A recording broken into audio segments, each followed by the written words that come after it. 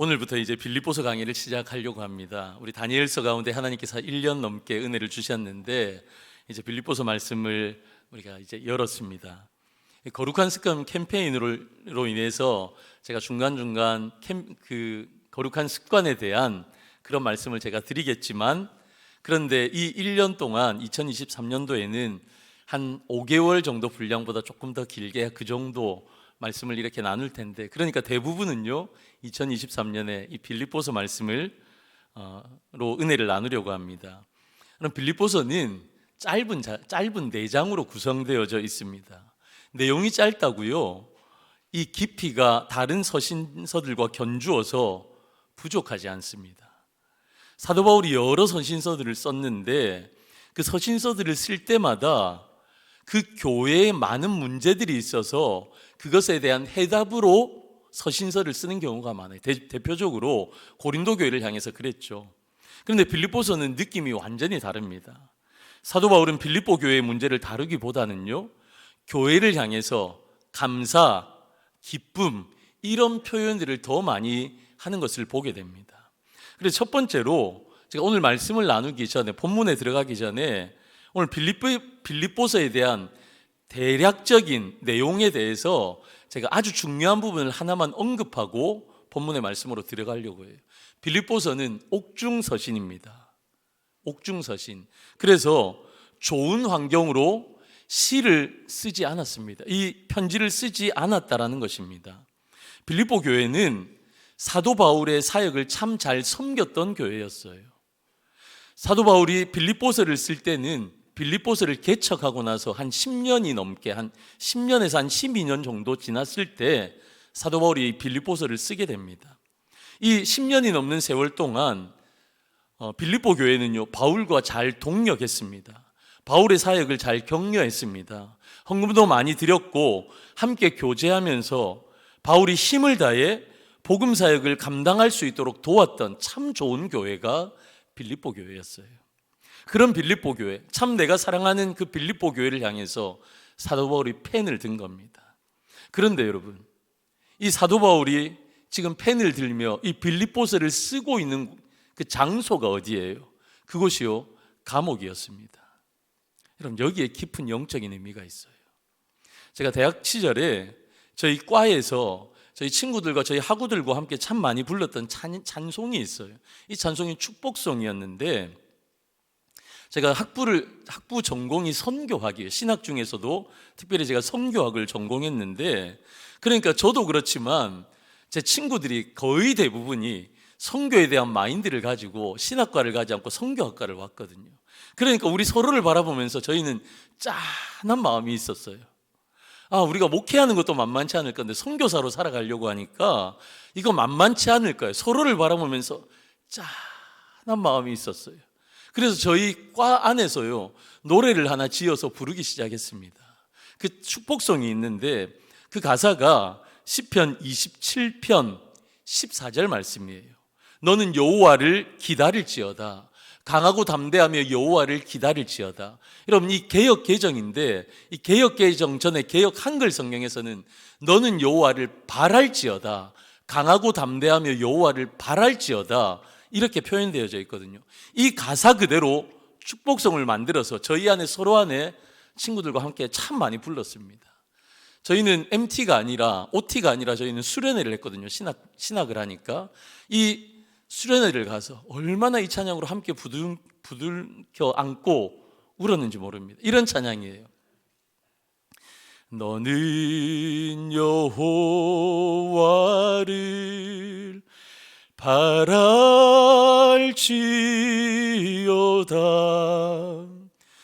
강하고 담대하며 여호와를 바랄지어다.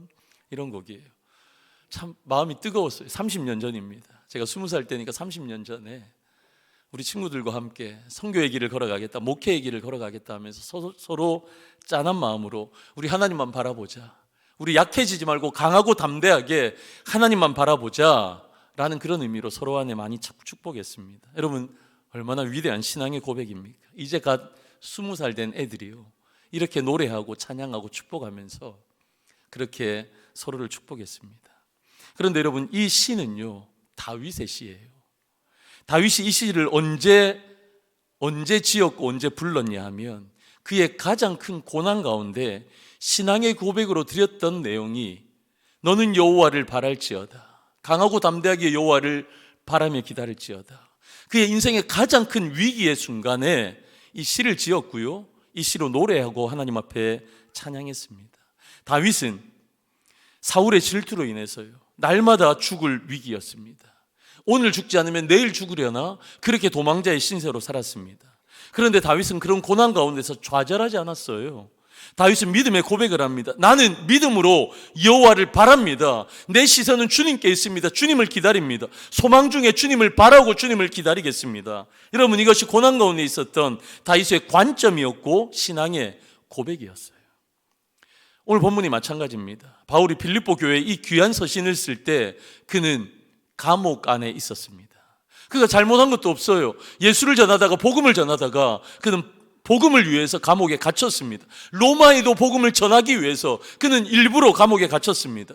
그런데 오늘 죽지 않으면 내일 죽을까 시한부의 인생으로 그는 감옥 안에 있었던 거예요. 그래서 이 빌립보서를 옥중서신이라 말합니다. 많은 사람들이 자신의 환경이 조금 더 좋았더라면, 나의 환경이 조금 더 좋았더라면 지금보다 내가 더 훌륭한 사람이 되었을 텐데 라고 환경을 그렇게 탓하는 사람들이 있습니다. 그런데 여러분, 성도는 다른 거예요. 성도는 그렇지 않습니다. 오늘 말씀처럼 바울은 감옥 안에서 가장 아름다운 서신, 가장 아름다운 내용의 편지, 기쁨의 서신을 감옥 안에서 썼어요. 이 기쁨이란 단어는 빌립보서를 지배하는 아주 중요한 단어입니다. 제가 이 빌립보서를 강의하면서 여러분들에게 이 기쁨에 대해서 아주 많이 설명을 드릴 텐데, 바울은 감옥이라는 가장 불편하고 어려운 환경 속에서 가장 아름답고 기쁨에 충만한 서신을 쓰게 되어집니다. 사랑하는 성도 여러분, 최선의 환경이 최선의 결과를 가져온다라는 것은요 세상적인 생각입니다. 우리의 환경이 좋아야지만 최고의 찬양을 하나님 앞에 드릴 수 있다, 그렇지 않습니다. 여러분, 우리가 살아가면서 환경의 영향을 전혀 받지 않는 것 아닙니다. 우리는 환경의 영향을 받고 살아갑니다. 여러분, 눈물 날 일이 있으면, 슬픈 일이 있으면 우리는 우울합니다. 그럴 수 있습니다. 우리의 삶이 때로는 열악하고 아프고 고통스럽고 실패의 자리까지 갈 수도 있습니다. 그러나 성도는요, 그런 고난의 때에도 아름다운 이야기를 쏟아낼 수 있는 사람이 성도입니다. 여러분, 그 고난의 때에 그 안에 하나님으로 인해서, 누구로 인해서요? 하나님으로 인해서 노래와 시, 감사와 기쁨의 시와 노래를 하나님 앞에 올려드릴 수 있는 사람이 성도인 줄로 믿습니다. 여러분, 이것이 성도와 세상의 사람들의 차이입니다. 내가 감옥에 있든지, 세상이 말하는 실패의 자리로 달려가고 있든지, 눈물의 세월을 보내고 있든지, 성도는 그런 인생의 고난 중에서도 아름다운 노래를 부를 수 있는 사람, 그런 사람들이 성도인 줄로 믿습니다. 제가 신방을 하면서요, 암 환우들 참 많이 신방했습니다.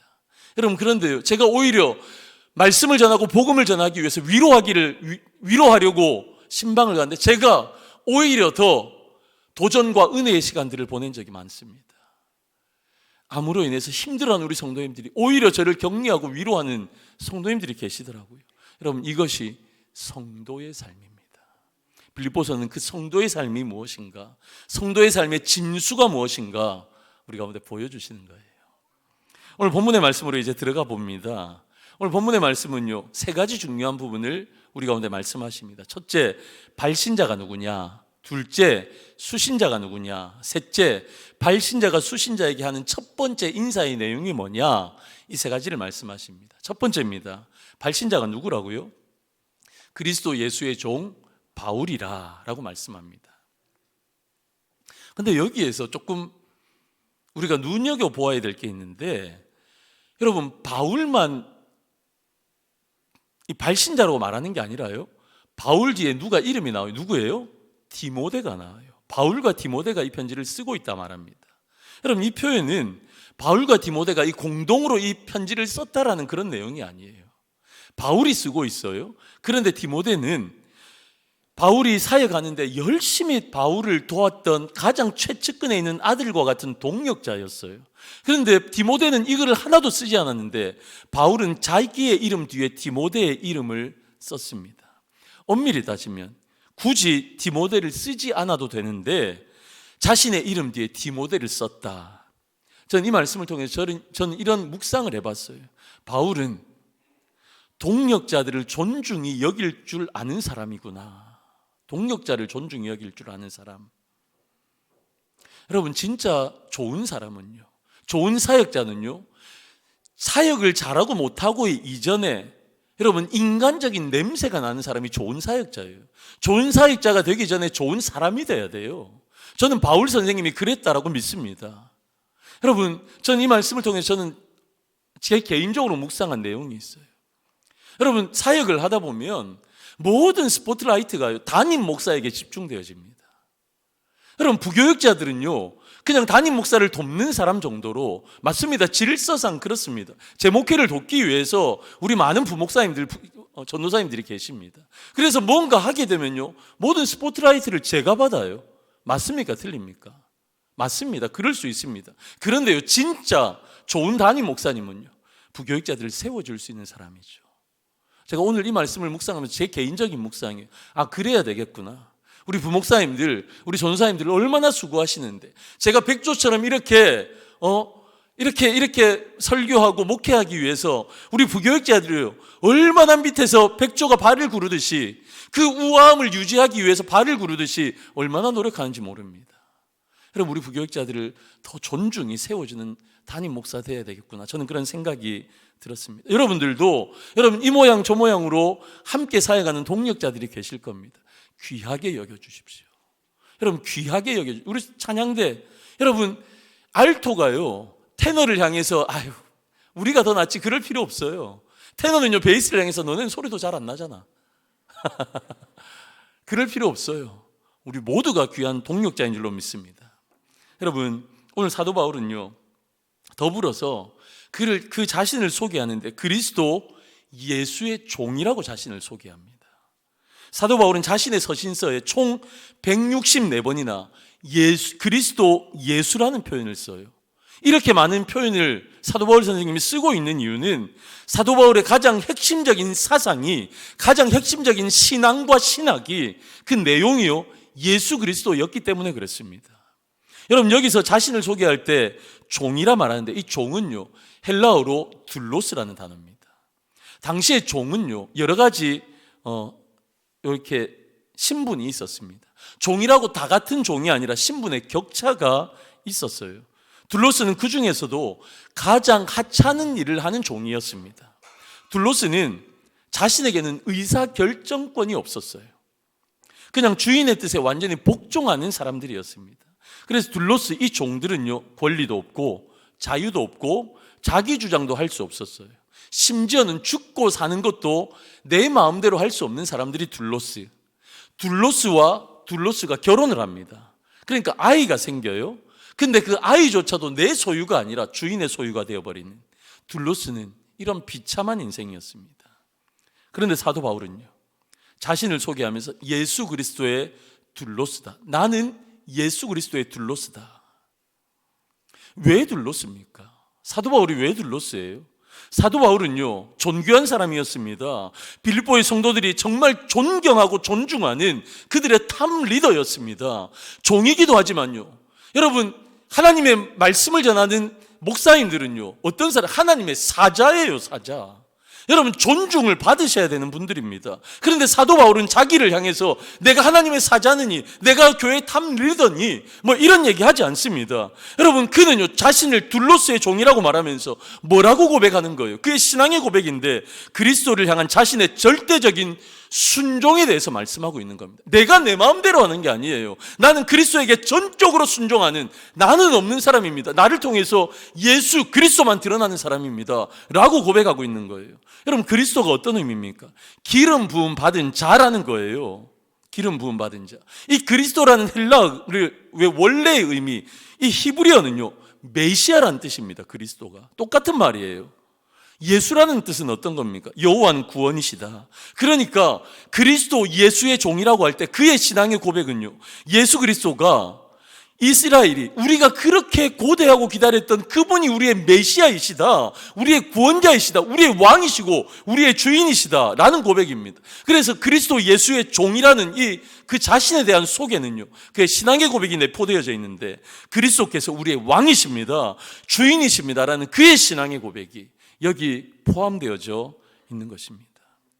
여러분, 이것이 성도의 삶의 내용이 되어져야 돼요. 그런데 누구도 사도 바울에게 그리스도의 종이 되라고 강요한 사람이 아무도 없습니다. 태어날 때부터 어머니가 서원기도해서 우리 사울을 목회자로 만들겠습니다, 서원기도 한 적도 없어요. 누군가의 등 떠밀려서 어쩔 수 없이 신학교 가고 헌신의 자리로 나간 그런 사람이 아닙니다. 사도 바울은요, 예수 믿는 사람 핍박하기 위해서 열심히 특심이었던 사람. 그래서요, 그 예수 믿는 사람들을 핍박하기 위해서 먼 길을 떠납니다. 그런데 다메섹 도상에서 그가 그렇게 핍박하던 예수님을 인격적으로 만나게 됩니다. 전인격적으로 예수님을 만나게 됩니다. 그리고 나서요, 그의 전과 후가 달라져요. 그래서 그의 삶이 바뀝니다. 어떻게 바뀌나요? 여러분, 구약에 보시면요, 종들도 같은 종이 아니라 종 가운데 특별한 종이 있었는데 자발적인 종이 된 사람들이 있어요. 원래가 그가 종이었는데 희년을 통해서 그가 자유인이 되었습니다. 이제는 자유인이 되었어요. 근데 그 종이 주인을 너무 사랑하는 거예요. 주인을 너무 좋아하고 존경하는 거예요. 그래서 나는 자유인으로 살지 않겠습니다, 나는 종으로 살겠습니다. 자발적인 종이 되어서 귀에 구멍을 뚫고 귀걸이를 하고 살아가는 사람들, 그런 자발적인 종들이 있었습니다. 사도 바울이 그랬어요. 아무도 사도 바울에게 종되라 둘로스되라 말한 사람이 없었어요. 근데 예수님을 인격적으로 만나보니까 나는 내 삶은 이제 예수님만을 위해서 살겠습니다, 자발적인 종이 되기로 결심한 겁니다. 전 삶을 하나님 앞에 내어드린 겁니다. 옥중에 있음에도 불구하고 자신을 그리스도의 종이라 소개한 이유는요, 사도 바울의 아름다운 시입니다. 고백입니다. 그의 신앙의 고백입니다. 가장 어려운 순간에서도 내 삶의 주인은, 내 삶의 왕은 우리 예수 그리스도이십니다 라는 신앙의 고백이 자신의 발신자임을 밝히면서 그는 고백하고 있는 거예요. 두 번째입니다. 두 번째, 오늘 말씀엔 수신자가 누구인지를 밝힙니다. 이 수신자는 그리스도 예수 안에서 빌립보에 사는 모든 성도, 감독들, 집사들에게 쓴다라고 수신자를 밝힙니다. 여러분, 1절 말씀을 보시면요, 1절 중반 말씀부터 보시면 아주 중요한 영적인 진리가 여기 포함되어 있어요. 그리스도 예수 안에서 빌립보에 사는 모든 성도와 또한 감독들과 집사들에게 편지하노니. 여러분, 수신자들을, 편지를 받는 사람들을 열거하고 있는데 그 순서가 중요해요. 성도, 감독들, 집사들이라고 나와요. 여러분, 감독이 누구입니까? 그 시절의 감독은요, 요즘으로 말하면 교회를 지도하는 분들이에요. 그러니까 우리 교회로 따지면 목사님, 장로님들을 말하는 겁니다. 여러분, 여기서 말하는 집사님들은 누굽니까? 우리 한국 교회만 있는 전통과 독특한 어떤 직책이요, 권사와 서리집사예요. 이건 다른 어떤 나라에도 없는 거예요. 우리나라만 있어요. 근데 성경이 말씀하시는 집사는요, 죄송합니다, 서리집사님이 아니라 안수집사님들을 말씀하시는 거예요. 스데반, 빌립 같은 분들. 이 집사님들은요, 교회에서 아주 중요한 행정적인 일들을 맡아보시는 분들이 안수집사님들이에요. 그러니까 감독과 집사님들은요, 교회를 섬기는 핵심적인 인물들입니다. 교회를 이끌어가는 핵심적인 리더들이고요, 교회가 움직여지는데 이들을 통해서 교회가 움직여진다 해도 과언이 아닌 아주 교회의 코어 멤버들, 핵심적인 인물들입니다. 여러분, 그런데 말씀을 보시면 사도 바울은 그런 직책에 있는, 여러분, 중요한 코어 멤버들을 먼저 언급하지 않고 누구를 먼저 언급합니까? 바로 성도를 먼저 언급합니다. 여러분, 여기가 중요합니다. 여러분, 오늘은 순서가 중요해요. 성도를 가장 먼저 언급하고 있다는 겁니다. 성도는 영어로 번역하면 세인트예요. 세인트. 로만 가톨릭에서 성자를 부를 때 세인트라고 그래요. 이 세인트는 모범적이고 영적인 삶을 살았거나 예수 그리스도를 위해서 순교한 사람들, 온 교회의 본보기가 되는 사람들을 로만 가톨릭에서는 세인트라고 말합니다. 보통 사람은 아니라는 거예요. 보통 평범한 성도는 아니라는 겁니다. 여러분, 중세 교회사를 공부해 보면 중세 교회사에서 로만 가톨릭이 타락했던 중요한 이유가 면죄부 판매한 거잖아요. 그거와 더불어서 중요한 타락의 원인, 그들의 신학이 하나 있는데 그게 잉여공료설이라는 게 있어요. 이 잉여공료설이라는 것은 세인트, 이 성자들, 예수 잘 믿고 그래서 순교한 사람들, 그들의 이렇게 선행을요 모아놓았다 생각해요. 그래서 사람들이 그 선행을요 돈 주고 사는 겁니다. 그래서 그 선행을 내 걸로 만들어서 이걸로 인해서 내가 천국 갈 수 있다. 그게 잉여공료설이에요. 이게 중세교회 로만 가톨릭을 타락하게 만든 원인이었습니다. 여러분, 평범해 보이고 때로 보잘것없어 보이기만 하는 저와 여러분들, 우리가 대단한 사람들 아니, 그런 대단한 성자들 아니잖아요. 그런데 우리 모두를요 성경은 세인트라고 말씀하십니다. 성도라고 말씀하십니다. 왜 그런 줄 아세요? 왜냐하면 우리의 몸값이 너무 비싸서 그래요. 우리가 그냥 대충 그런 사람이 아니에요. 우리의 몸값이 굉장히 비싼 사람들이에요. 우리의 몸값은요 예수 그리스도의 생명의 보혈의 피값인 줄로 믿습니다. 성도의 값을 매기라고 하면 천하보다도 귀하다 말씀하셨고요, 예수님이 우리를 위해서 생명을 던지는 사랑으로, 목숨을 주시는 사랑으로 사랑했기 때문에 우리의 몸값은요, 우리의 값은요 매길 수 없는 예수 그리스도의 생명이기 때문에 우리 모든 성도들은요 존귀한 분들인 줄로 믿습니다. 우리는 그래서 세인트예요. 우리는 모두 성도예요. 모든 성도가 하나같이 보석처럼 귀한 분들입니다. 있으나 마나 별로 보탬이 안 되는 성도는 우리 중동교회 가운데 아무도 안 계세요. 모두가 존귀한 분들입니다. 여러분, 그런데 제가 얼마 전에 어떤 성도님을 통해서 다른 교회 어떤 얘기를 하나 들은 게 있어요. 이 얘기를 들으면서 마음이 참 아팠습니다. 어느 교회들은 어르신들이 오시면 싫어한대요. 교회에 도움이 별로 되지 않는다고 생각하시는 것 같습니다. 제가 더 심한 얘기를 들었지만 그 표현은 제가 강대상에서 쓸 수가 없어서 그 표현은 쓰지 않겠습니다.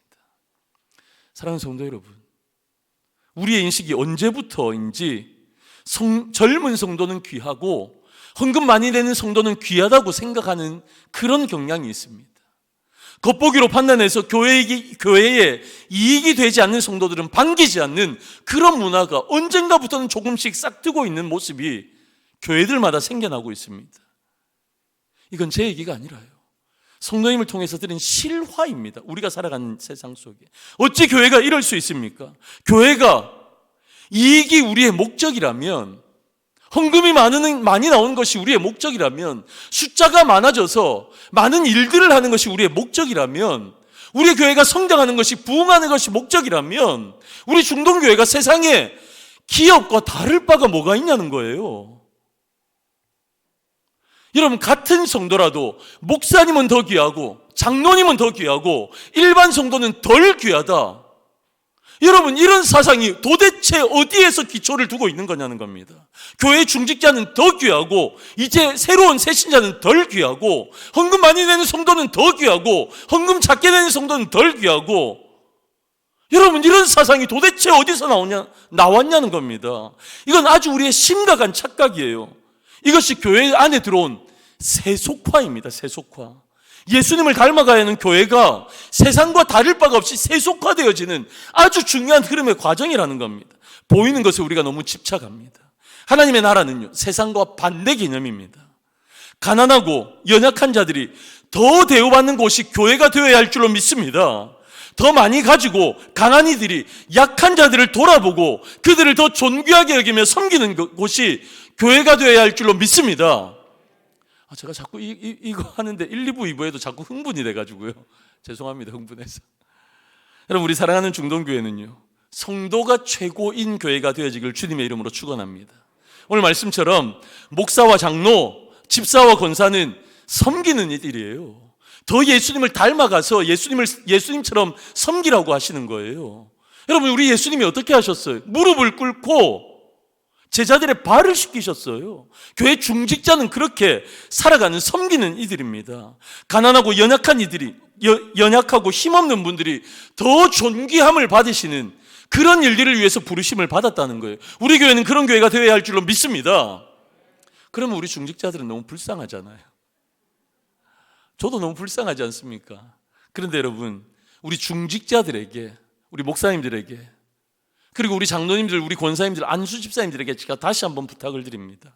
여러분, 중직이라는 타이틀 말고요, 저도 김태형 목사이지만 저도 김태형 성도입니다. 저도 목사이기 전에 성도인데, 우리 사랑하는 중직자 여러분들, 우리 모두는 목사, 장로, 안수집사, 권사라는 타이틀이 아니라 성도라는 그 이름이 우리의 자랑이고 영광이 되어주시기를 주님의 이름으로 간절히 축원합니다.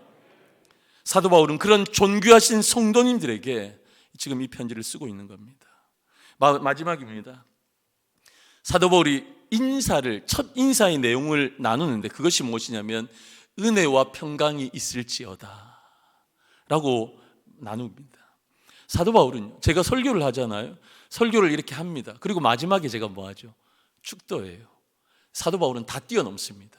설교도 하기 전에, 내용을 나누기도 전에 여러분, 첫 번째로 축도부터 하고 시작하는 거예요. 하나님의 복을 선포하는 겁니다. 그 내용이 뭡니까? 은혜와 평강입니다. 여러분, 은혜가 무엇입니까?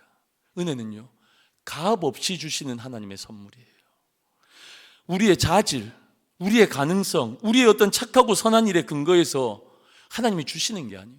그냥 우리가 아무런 것도 없는데 값없이 주시는 은혜예요. 제가 오늘 예배 시작 전에 우리 찬양팀과 그리고 우리 기도하신 장로님과 함께 기도하면서 제가 이런 멘트를 했습니다. 아무리 생각해도 근거가 없어요. 제가 여기서 설교할 수 있는 근거가 없어요. 제가 여러분들보다 잘난 게 없는데, 오히려 더 못난 사람인데, 우리 찬양팀들이 뭐 대단합니까? 그렇지 않음에도 불구하고 우리는 예배를 섬기는 자로, 우리 찬양대도 마찬가지입니다. 우리를 세워주셨어요. 아무런 근거가 없어요. 그냥 하나님의 은혜고 선물입니다. 여러분들이 여기 이 자리에 나오셔서 예배를 드리는 것, 구원을 받았다는 것, 여러분 구원받을 만한 무언가 하셨습니까?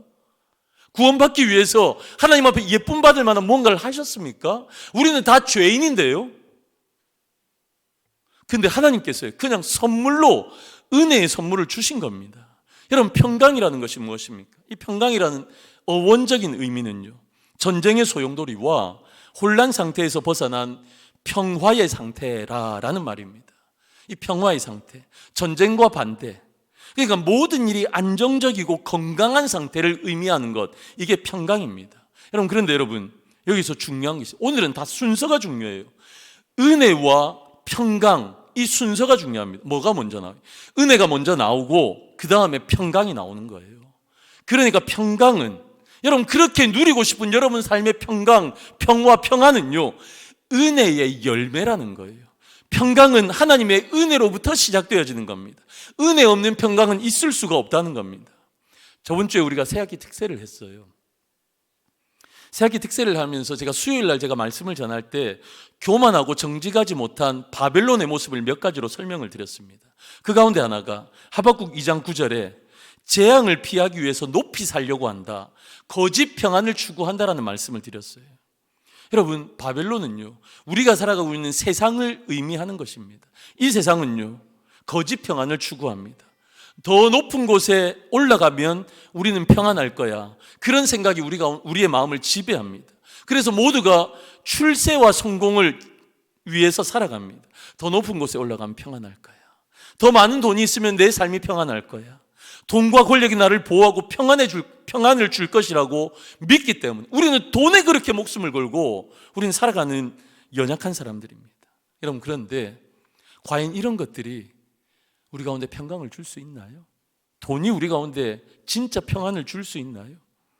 돈 많은 사람들이나 권력자가 그것을 얼마나 지키기 위해서 노심초사한지 여러분 아십니까? 저는 모릅니다. 돈이 그렇게 많지 않았어요. 이걸 지키는 게 뭔지를 잘 몰라요. 그런데 여러분, 우리가 일반적으로 할 때 얼마나 그들이 노심초사합니까? 돈과 권력을 지키기 위해서 담장을요, 얼마나 높이 쌓는지 모릅니다. 얼마나 많은 수행원과 경비원들을 거느리고 다니는지 모릅니다. 이 이유가 뭡니까? 불안하기 때문에, 두렵기 때문에, 이거 잃어버릴까 봐. 여러분, 권불 10년이라는 말을 아십니까? 권세는요, 10년을 가지 못한대요. 어느 권력자도, 어느 대통령도, 어떤 기업인도, 어떤 부자도 그의 권력과 그의 재물이요 10년 이상 가기가 쉽지 않다라는 그런 말입니다. 사랑하는 성도 여러분, 참된 평강은요, 세상이 주지 못합니다. 세상 속에서 얻을 수 없습니다. 잠시 잠깐의 즐거움이 있을 수는 있지만 세상이 그거 줄 수가 없어요. 오직 하나님의 구원의 은혜로만 가능한 줄 믿습니다. 인간의 마음에 평강이 없다라는 것은요, 하나님과 화목하지 못해서 그래요. 죄가 하나님과 우리의 사이를 갈라놓았기 때문입니다. 참 평강에 이르기 위해서 어떻게 해야 합니까? 하나님과 화목해야 합니다. 그러면 우리 가운데 평강이 임하는 것입니다. 그런데 하나님의 평강이 어떻게 임한다고요?